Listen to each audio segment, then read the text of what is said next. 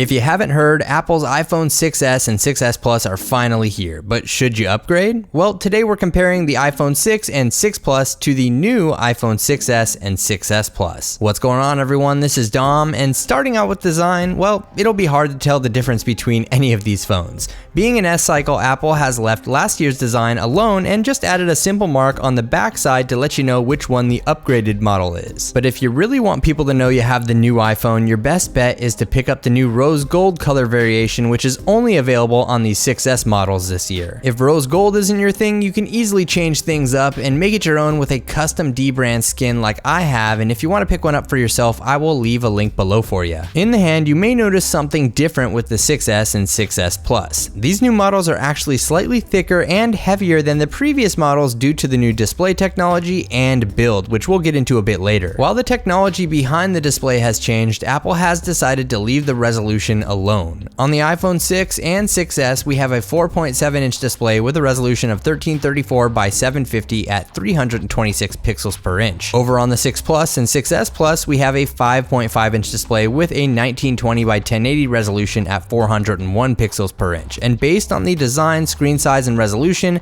there's hardly a difference here, but let's dig a little deeper. Apple's S models are all about refinement, and there's been quite a bit of that going on in this department. First off, Touch ID has been drastically improved. The setup process is identical between the two, but it's twice as fast this year, and the difference is definitely noticeable. As for specifications, Apple's iPhone 6s and 6s Plus are rocking dual-core 1.8 GHz A9 processors with 2 GB of RAM, while last year's model packed a dual-core 1.4 GHz A8 processor and 1 GB of RAM. While that may sound like another incremental update over their predecessors, the 6s and 6s Plus definitely pack some hot fire. Looking at Geekbench 3, the difference is very clear. Apple's iPhone 6s and 6s Plus take the crown without a doubt, but what's even better than that is the RAM management happening here with the new hardware and iOS 9. Apps that seem to have been open forever ago launched like a boss. As for performance, both will still get the job done, but the 6s and 6s Plus will still take the win in the long run. Both devices are running iOS 9 and come along with the same feature set introduced with that update as well.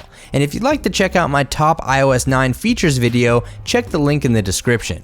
Don't get me wrong though, if you're sticking with the iPhone 6 or 6 Plus, you'll be fine. But I'm definitely a big fan of the performance improvements with the newer models. It's without a doubt a night and day difference in real world use. Aside from performance and specifications, there are some details which reside in the form of hardware enabled software features. And one of the big ones here is the new 3D Touch display. This year, Apple has introduced a new 3D Touch feature which will sense the amount of pressure applied to the screen with your finger and trigger various actions. For example, if I 3D touch on certain app icons, a little pop-up menu will appear, which I can then slide my finger to the appropriate action and release. It's a pretty neat feature, but for now, support is limited. You can 3D touch on a lot of app icons native to iOS, such as the Camera app or the Notes app, but very few third-party apps support this out of the box. This is going to be a game-changing feature for sure, but not until it's widely adopted by developers. And if you'd like to check out a full video covering all of the new 3D touch features,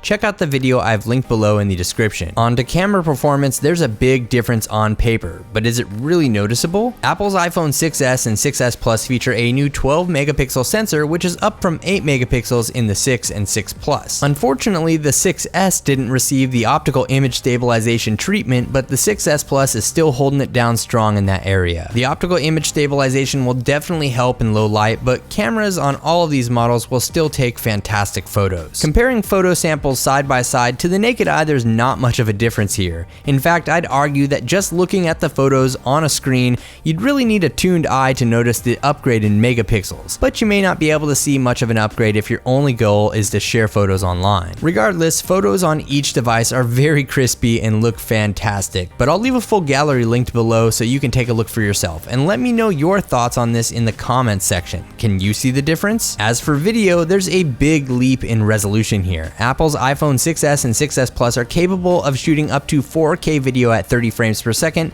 which is 4 times the video recording resolution found on the iPhone 6 and 6 Plus. And even though the iPhone 6s lacks optical image stabilization, Apple has included digital stabilization to keep things buttery smooth. There's obviously no competition or comparison necessary in video quality here, but since majority of consumers don't have even a way to view 4K video, it may not be important enough to take advantage of. In that case, 4K video recording can be disabled and downgraded to 1080p within the settings to save you some space. There's also been an improvement in slow-mo video this year. The iPhone 6s and 6s Plus are capable of shooting up to 120 frames per second video at 1080p and 240 frames per second video at 720p. Another new feature with the camera on both the 6s and 6s Plus is the addition of live photos, and this feature is enabled by default in the camera app and will automatically capture a second and a half before and after you take a picture and stitch that together in video form with audio.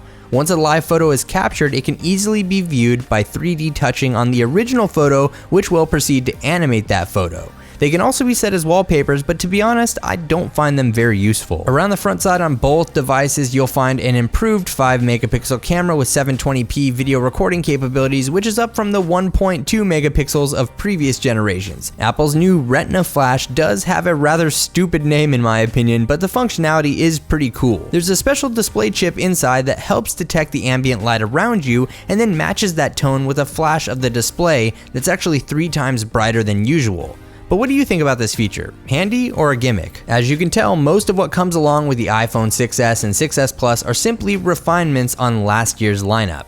It's likely that you'll be able to live with the previous generation model, but some of the new features introduced may prove to be game changers down the road. I'm a huge fan of the features that come along with 3D touch and the improved camera, but both of those combined might not be good enough of a reason to go out and upgrade. If you can live without those 2 little features, you likely will benefit from waiting until the iPhone 7 is released. So that about wraps up this comparison video, and if you enjoyed it, feel free to leave a thumbs up, and if you're not already, subscribe for my full review coming up in the near future. Let me know what you think about the iPhone 6s and 6s Plus in the comments section below. Do you think it's worth the upgrade? Thanks again for watching everyone. This is Dom, and I'll catch you in the next video.